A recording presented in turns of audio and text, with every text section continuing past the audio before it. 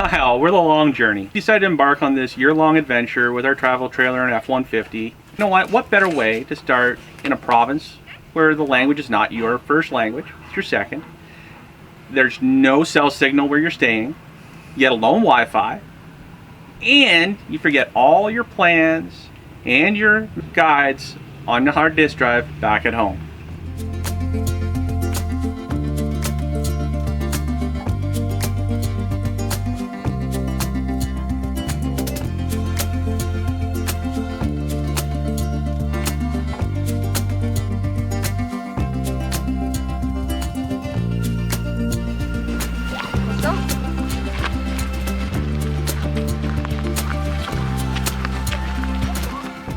So our first stop was Mont Tremblant National Park.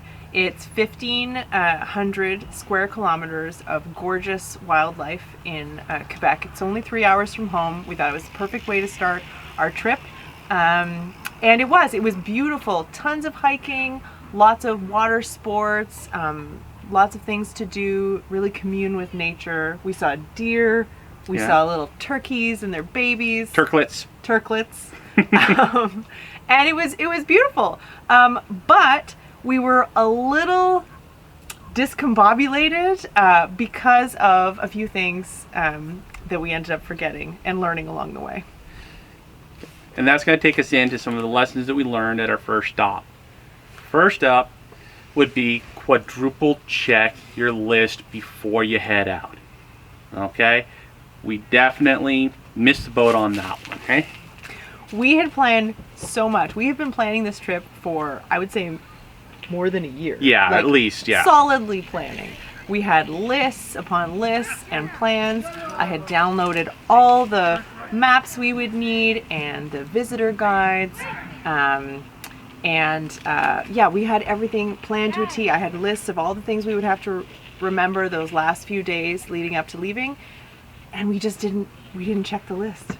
We didn't check it. We ended up forgetting a few things. We forgot the external hard disk drive with everything on it.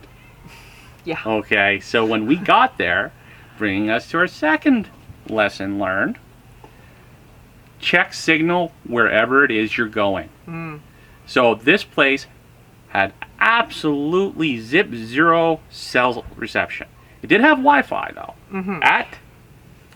At the Discovery Center, at the registration center, at a few buildings, key buildings in the park itself, there was Wi-Fi, and it was pretty good. We ended up going, I threw on some laundry. I was able to download some apps that we had forgotten to download on our iPads ahead of time. But at our actual campsite, zero cell, zero internet, nothing, no connection to the outside world. And if that's what you're going for, that would be beautiful. Like I said, tons of nature, tons of stuff to do. But for our first stop on our year-long journey, when we'd forgotten all our notes and planning at home, not the best place for us to stop first. Yeah, it just threw us up for a lurch. And to get cell reception for maps, and if you're used to using Android Auto or Apple CarPlay for your maps and your GPS, it took a while for you to get into town. And then you get to a point where you could actually get reception to figure out your directions. So Absolutely. It became challenging. Yeah, we'd end up going 20 minutes in the wrong direction until we got cell service and we could figure out where we were, and then we had to turn and go 40 minutes in the other direction. Solution for that? Don't forget the stuff you wanted to bring. The other piece is have some local maps. Download the maps to your iPhone or your Android phone, so that you have them available offline and you can get to where you want to go.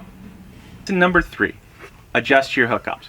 We went to Mont Tremblant, had electric and water. This was the first week that we had this rig where we were using it full time.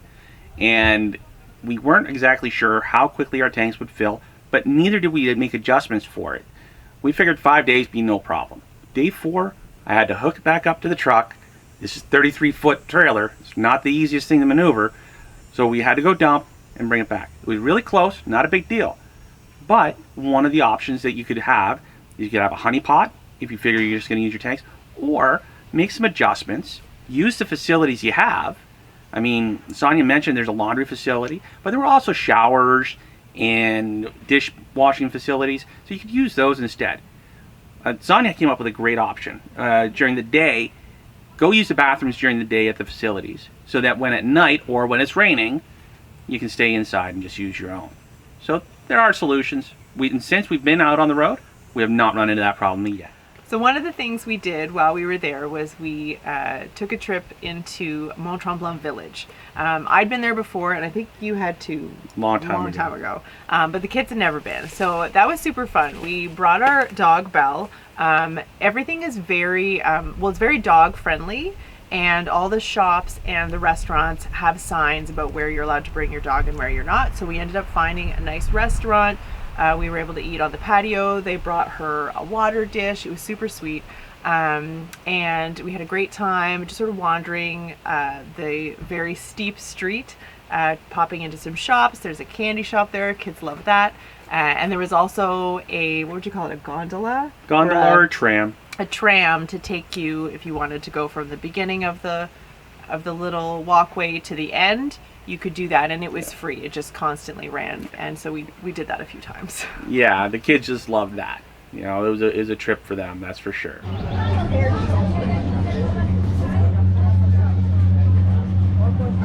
going to go on this little tram ride here that takes us right back down to the base of Mont Tremblant.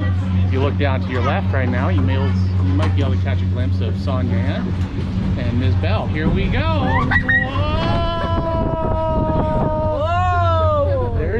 There's Sonia. There's Mommy. It's so high! Bye-bye. Oh my God. There's a mini golf. Very cool. Oh my God, this is so neat. This gives you a nice view of everything. Just make sure you don't jump off. Oh, somebody lost their hat. Yeah, somebody lost their hat on that side. Shoo!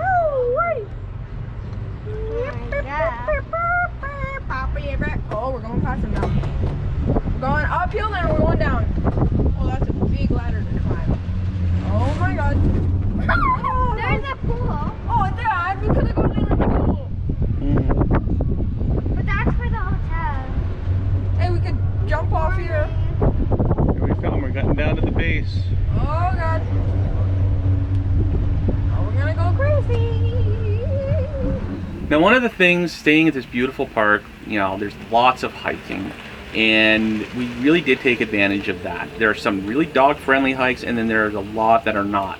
So we took an opportunity to drive from one sector, the Sector du Diable, which is where we were staying, over to another sector where there was a waterfall called Chute au Rat. So the Rat's Waterfall. It's a long hike. It's about an hour and a bit, no matter how you try and drive from Chute du Diable, from our Diable sector to the other sector, and that's only part way through the park. So understanding the vast size of Tremblant National Park is important. But it was an amazing hike. Now, so there were some that were much closer, like Chute du Diable, as I mentioned a moment ago, and Chute de Croche. So those were awesome as well. All in all, great adventure in the sense that we learned a lot.